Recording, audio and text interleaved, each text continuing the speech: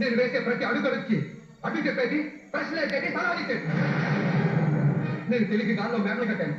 ఈవిడ నేల మీద నిలబడదామంది. వ్యాపారం చేయడానికి అనుభవం కావాలని చెప్పింది. అవసరం లేదని చెప్పాను. ఉద్యోగం మానుతోంది ఈవిడ. ఇంట్లో కూర్చుని ఆడతాను నీకేం తెలుసని పట్టి మారేశాను. వ్యాపారంలో దెబ్బతిన్నాను. రియల్ ఎస్టేట్ లో మోసం. ఉద్యోగం లేదు. రోడ్డు మీద పడ్డాను. నేను మొండిగా తప్పుదారులో వెళ్తుంటే వద్దని వాదించింది.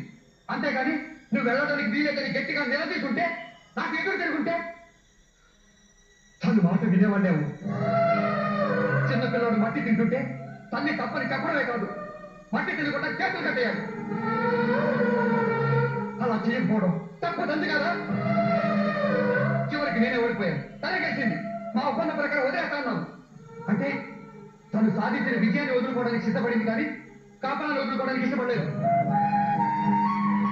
అలాంటి భార్యను వదులుకోవడం జీవితంలో నేను చేసిన సరిదిద్దుకోలేని తప్పు. పెళ్ళాన్ని తప్పు చేస్తే ఏ మొగుడు ఊరుకోడు. అలాగే మొగుడు తప్పు చేస్తే ఏ పెళ్ళాన్ని కూడా ఊరుకోకూడదు. నేను చేసిన తప్పు ఇంకెవరు చేయకూడదని చెప్తున్నాను. నా తెంపు, అహంకారం, అత్యాస, పొరబోతాను, పతను. కానీ సంస్కారం, ఆ సంస్కారానికి తల నుంచి నమస్కరిస్తున్నాను. ఇంతమందిలో నన్ను క్షమించమని అడుగుతున్నాను.